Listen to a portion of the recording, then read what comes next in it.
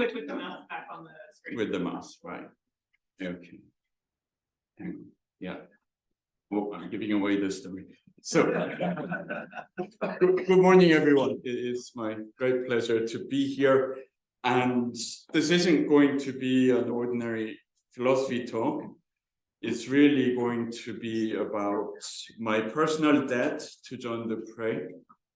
And I remember Thomas Bonin once commenting how I would inject some personal dimensions to everything I spoke about, and I don't know if that was meant as a compliment.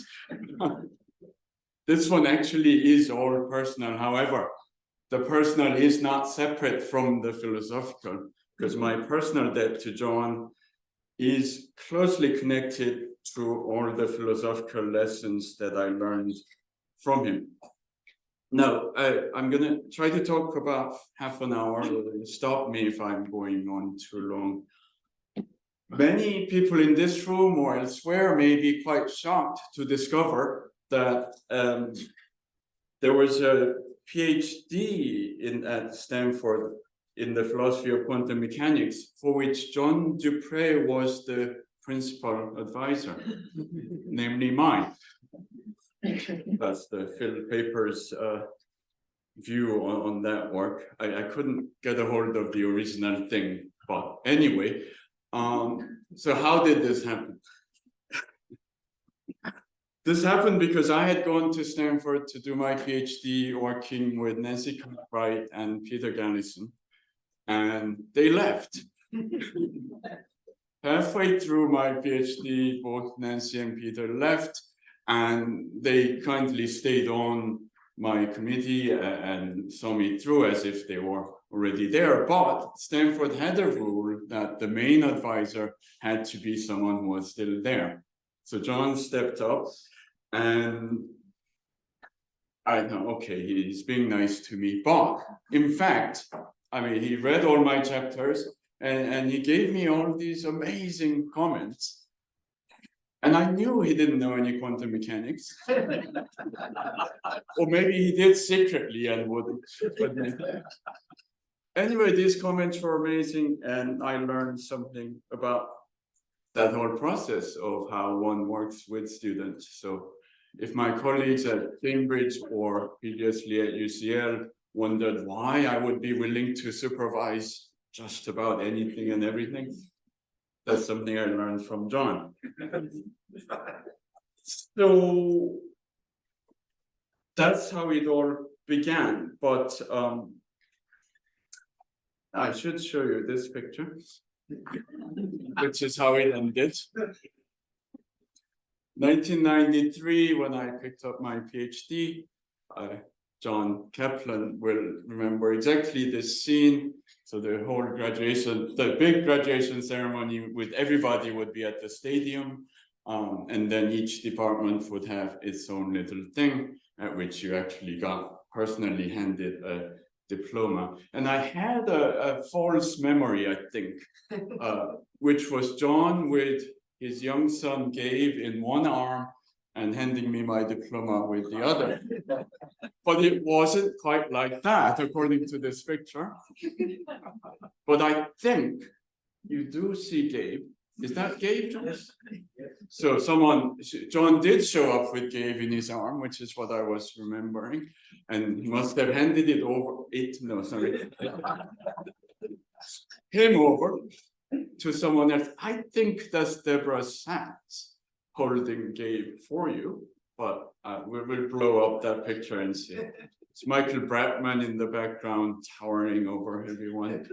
Julius Moravcik, I think, and these are the graduates waiting their turn. Anyway, I have a lot to thank John for, but my main theme today is that the most important lesson I took from John is not so much about specific doctrines or arguments as about the spirit in which philosophy can be and should be done. And as I put it in my title, I think John's brand of philosophy is iconoclastic. And take the dictionary definition of iconoclasm. the action of attacking or assertively rejecting cherished beliefs and institutions or established values and practices. I think you would all agree with me that this is exactly what John does when he's so brilliantly does philosophy, right? Whether he's convincing you that you're not what you think you are, you're not the simple agent who acts uniformly and in a unified way, you're actually mostly bacteria. Or when he's trying to tell you everything is process, not things. Anyway, he taught me by example much more than by explicit instruction to focus my own philosophical critique on the most widespread, most fundamental, and seemingly obvious assumptions that we all make, especially assumptions made by those people in positions of power, which include scientists nowadays, and those who follow them blindly. So what is the use of philosophy? John seemed to be saying, although he never really said it, what's the use of philosophy if it won't question what is taken as common sense in wider communities? And it always makes me think of what Feyerabend once said, right? Which is, what is the use of an argument that leaves people unmoved? And I think John really practiced that sort of engaged philosophy. Now, so let me tell you about my iconoclastic education from John Dupré. So, as it happened, by some stroke of luck, my first course in graduate school was taught by John. This was what we at Stanford called the M&E core, Metaphysics and Epistemology, required course for every PhD student. This was in 1989. I mean, you saw John's picture earlier, right? This was before John was famous. I think you would have been 37, something like that. It's really weird because now I'm 20 years older than John was then. It just doesn't make any sense. Anyway, this was the M&E core. It was a wonderful course, completely focused on skepticism. So we went through Barry Stroud's The Significance of Philosophical Skepticism, which was relatively new then. And it was coupled with all the key primary sources. So there's Stroud talking about Hume, and we'd read a bit of Hume and then Kant and everyone through to Moore and Wittgenstein. And this was really amazing and a wonderful way to be introduced to a whole host of philosophical issues. But this may be another surprise to you, right? That John Dupré would have taught metaphysics and epistemology course completely ignoring metaphysics. It was all the E, not the M. But this suited me very well because I had arrived at Stanford and at my new life as a philosophy student, because I had been doing physics as an undergraduate, I was fully obsessed with the driving question of epistemology, which is, I think, how do we know what we know? Or when it comes to science, how do scientists know all the weird and wonderful things that they claim to know? So I did well on this course. I'm gonna wait. There's a slide that I was gonna show off my report card, and that's disappeared. This is really weird. Okay, a message from God or something. Not to show off. Okay. I'm gonna do it anyway. John gave you an A+ in this course.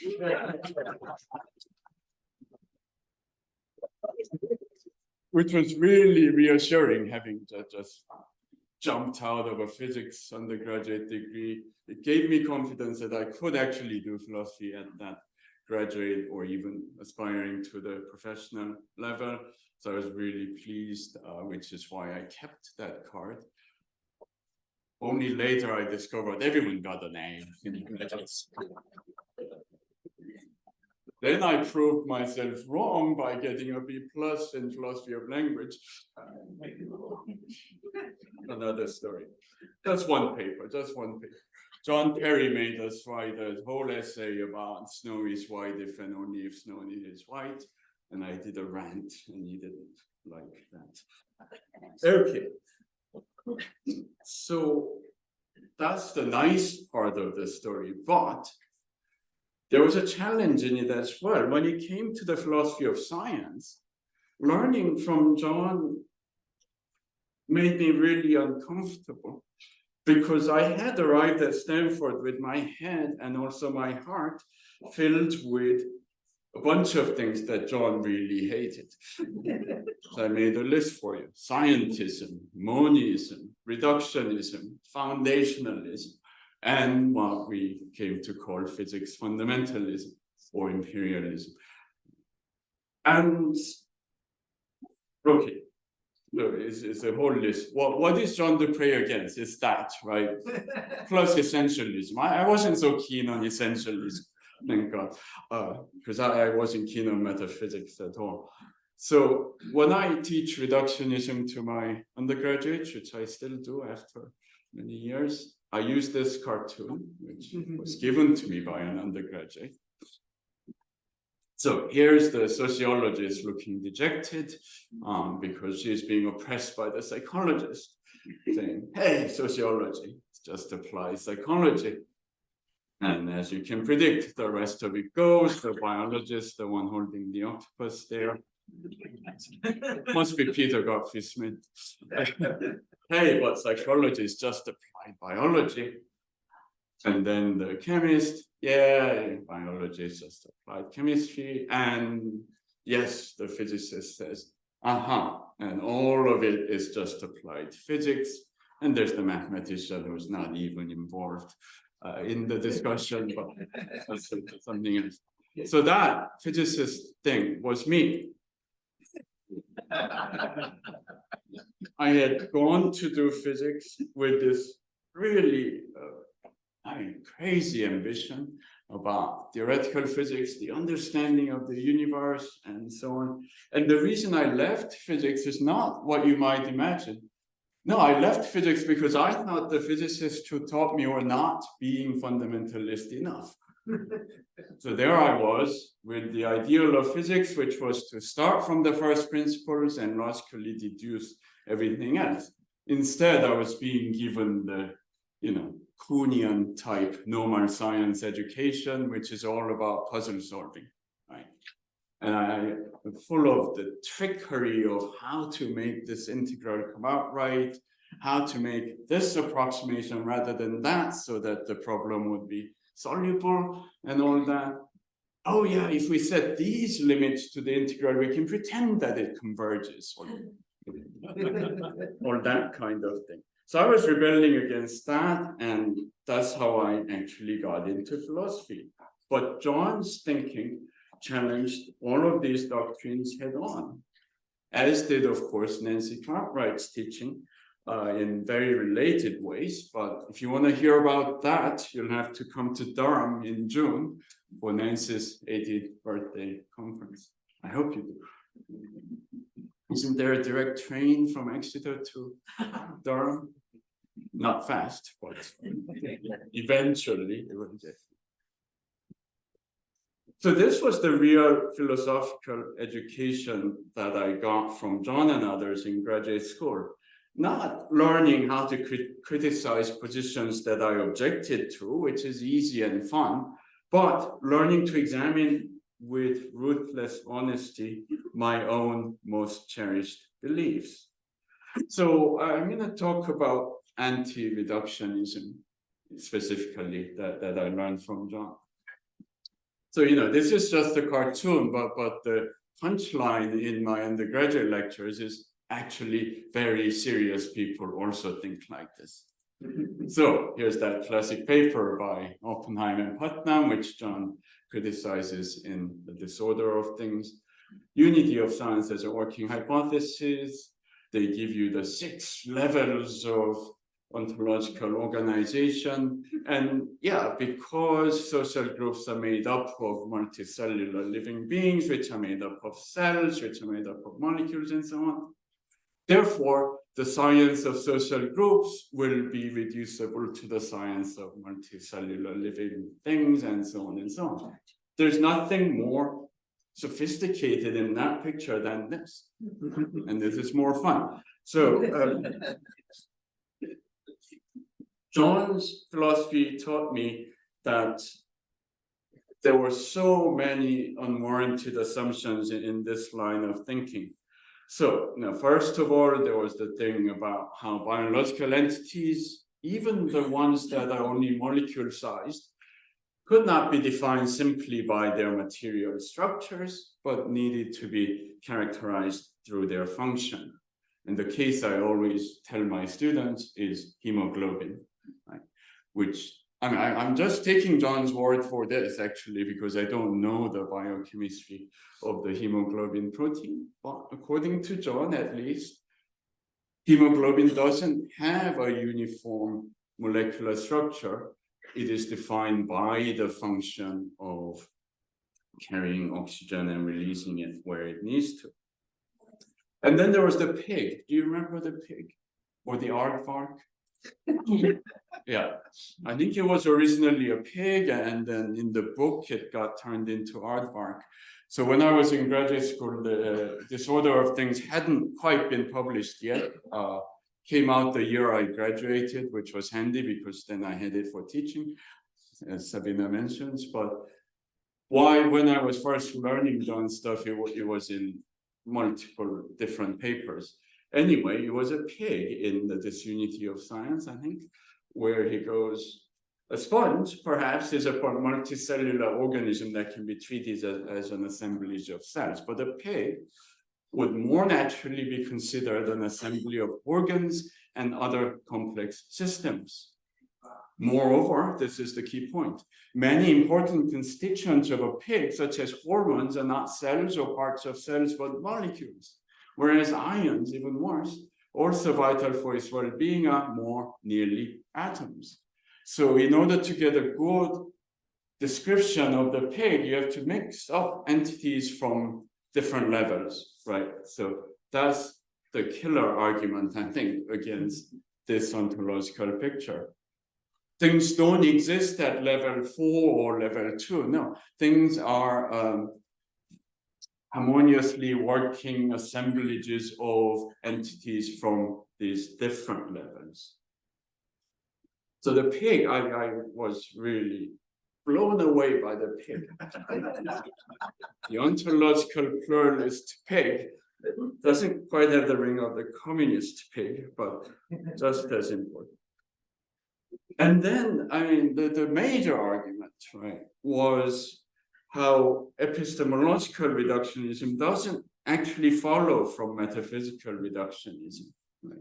So John says, all right, well, let's, at least for the sake of argument, accept that everything and anything can be smashed up eventually into elementary particles.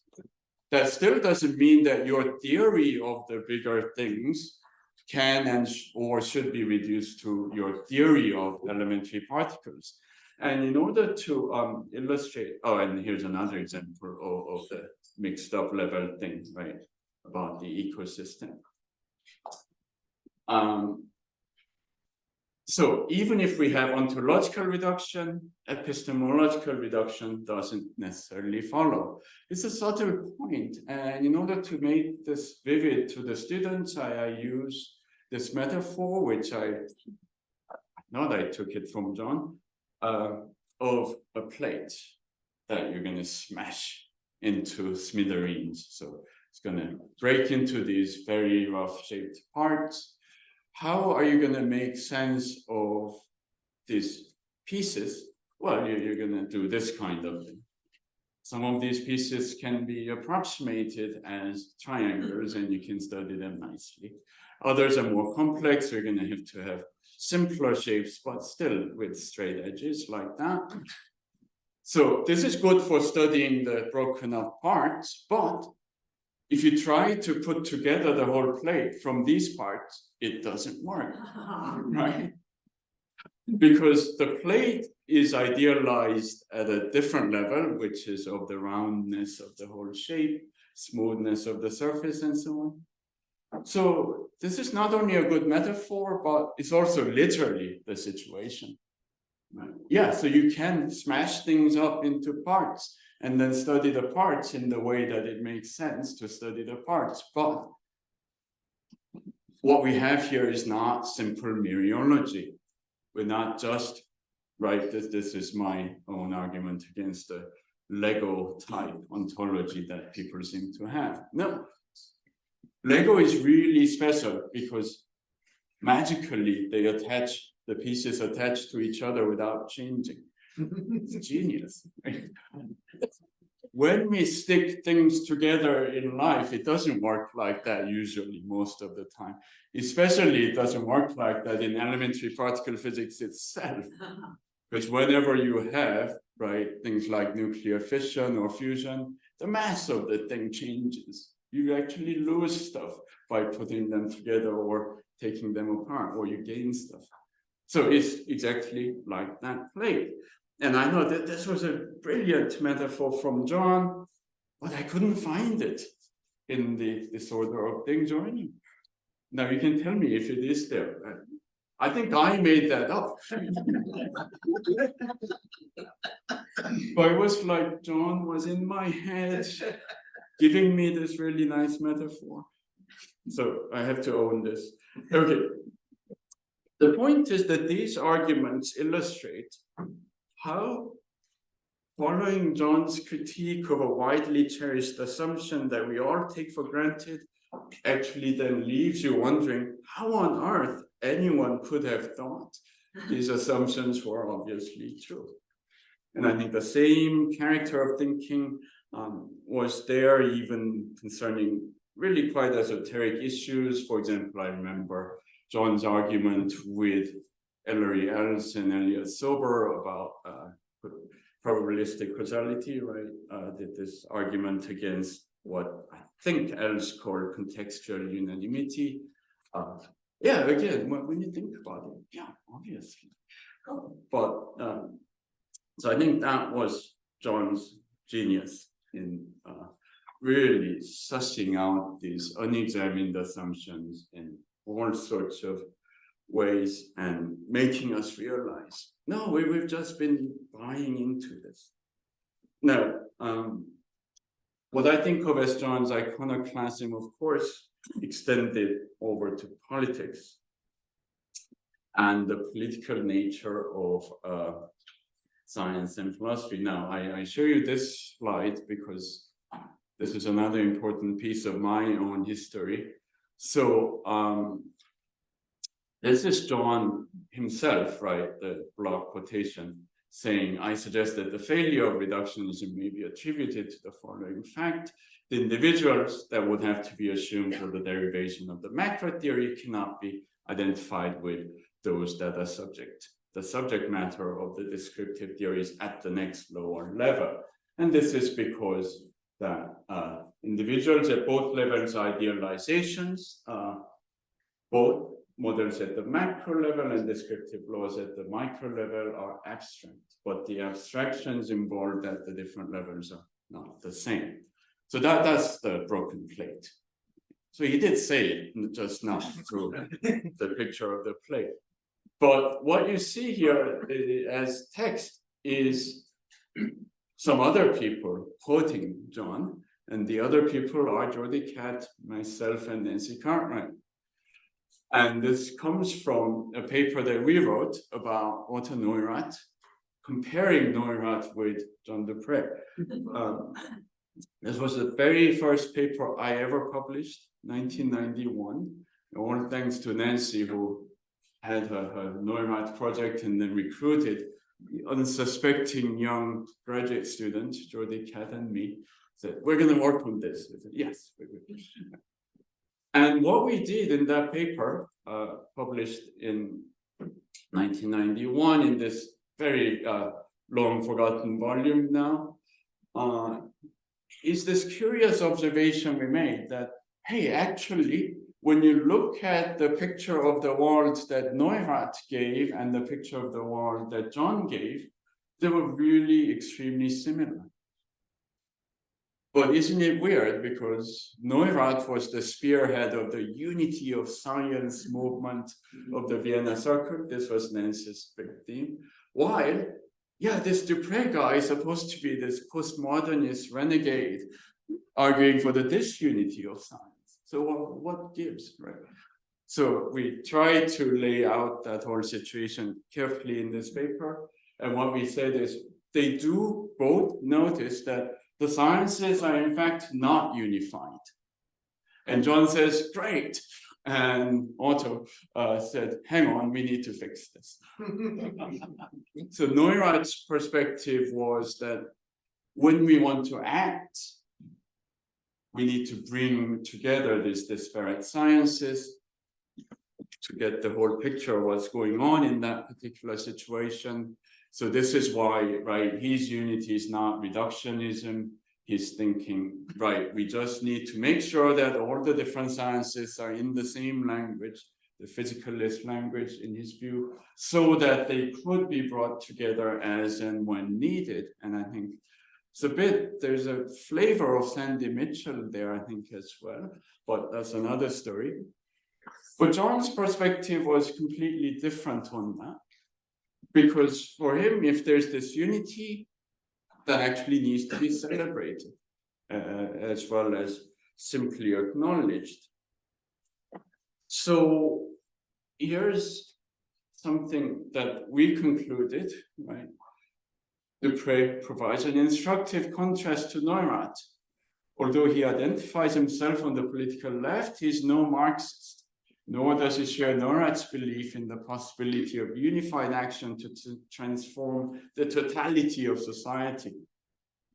This difference, we argue, is the primary reason why Neurath founded the unity of science movement, whereas Dupré and other so-called new empiricists write in praise of this unity. So this was really quite an amazing lesson for the young graduate student, not only to be inspired by a great mentor, but then to be able to write about him in this hopefully interesting way that people had not thought about. But I mean, this all illustrates the importance of the political context and the political motivations in John's work. And this was evident everywhere. I mean, in his philosophy of economics, which Nancy is going to talk about in just a few minutes, this is very evident, because economics is a science with a social agenda, if ever there was one. And how does the tensions of objectivity in neoclassical mathematical modeling works out. Anyway, I won't try to anticipate too much what Nancy is going to say. John also taught me a graduate seminar on feminist philosophy of science. It might sound like he taught everything, but yeah, that was another big piece of my education on recognizing the whole values in science field, which was really a pioneering thing back then. So I'm getting close to the end of my time. So I want to say two things. One is simply that about what John did in other areas of work, especially after he left Stanford. You're going to hear about much of that in the rest of today's proceedings. But what I want to note about that period is how I've been privileged to work with John, sometimes at least, in the mentoring of some key figures in the next generation of scholars. So I want to just mention a few of those people. The first one, you guessed it, is Sabina, who had been an undergraduate student of mine at UCL. And when John said in the late 2000s, I think it was, that they were hiring a postdoc at Egenis, No, yeah, I know someone that you should hire. Now, I think it was not an obvious choice in the sense that Sabina hadn't come out of a standard philosophy of biology stable. Right? She'd gone on to Amsterdam to do her PhD with Henk Direct about scientific understanding. Biology was self-taught. Right? So it wouldn't have been obvious that Sabina Leonelli should be the future director of Egenis and everything else. But John hired her, and the rest, we say, is history. And there's Katie Kendick, who was working with John on her PhD at Birkbeck. And I needed someone to teach my philosophy of science course at UCL because I got a little bit of money from the Leverhulme Trust to get teaching relief. And I thought, oh, I met this person who would be perfect. And she was. And then we went on from there. And then there was Anne-Sophie Barrett, who some of you know. So Anne had done her PhD here on a very intriguing subject, right? History and philosophy of olfactory science, smell. And she'd done a pluralist thing, particularly giving a really sympathetic account of this Luca Turin, who had a crazy theory of how smell worked, referring to quantum vibrations in your nose and everything. And I think John was worried that a normal kind of examiner would just slaughter this work. So he got in touch and said, would you like to examine a PhD on smell? And I said, I don't think so, but why? And then he explained, and I thought, yeah, I'll do it. And it has been carrying on with wonderful work. So these are just the prime examples of how I've been honored to help John out in creating what you see in this room. And there are many more people that I could mention, but at a more macro level, let me mention that there are these really important loops that close and reopen and close again. So this is the story of how SPSP, the Society for Philosophy of Science and Practice, came to be. Right?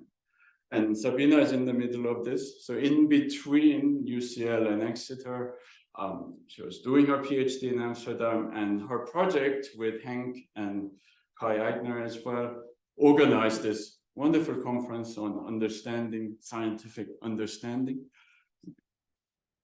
And it was at that meeting where Mickey Bourne, Henk himself, myself, Rachel Lankeny, I understand she's on her way here, and Marcel Baumans got together and said, we need to do more of this kind of thing. And that was the origin of SPSP, which then Sabina brought to Exeter in his third meeting. And that's where I first met Sarah Green. It all loops around like this. And this is what keeps us going.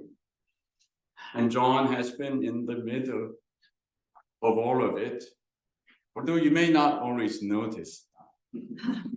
And that brings me to the other thing I want to say, which is again about John's way of doing philosophy. And I think it's perfectly in his spirit to end my remarks with a story, which is hopefully amusing. We'll see. So, yeah, I just had to remind myself what the story was. So this was at that Amsterdam conference on understanding. I was giving one of the talks, and we had been, Henk Direct had been trying to build on the work of Wesley Salmon in a constructive way, which we all liked. And then in my talk, I discussed briefly the paper by J.D. Trout, which was really dismissive of the role that any role that a sense of understanding might have. He was basically saying it was psychological illusion and so on. So yeah, in this room, salmon is fine, but trout is not. Although they're very similar to eat. Peter Lipton Peter Lipton was also one of the speakers there. I didn't know him very well then. I later had the honor of being elected to the chair that he occupied then in Cambridge. If you knew Peter, you know he had a wonderful sense of humor, and he really liked my fish joke.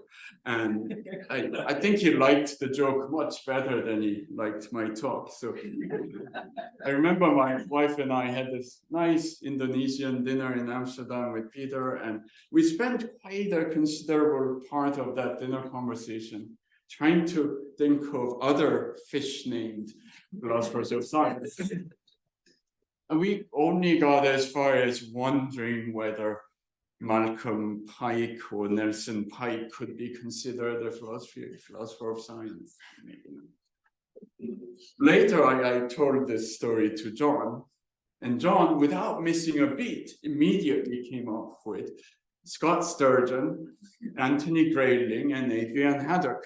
I mean, it didn't even take a minute. Is Adrian here? John had the privilege of having taught Adrian, worked with Scott in the department. Grayling was not far away either, I guess. Was he just lucky?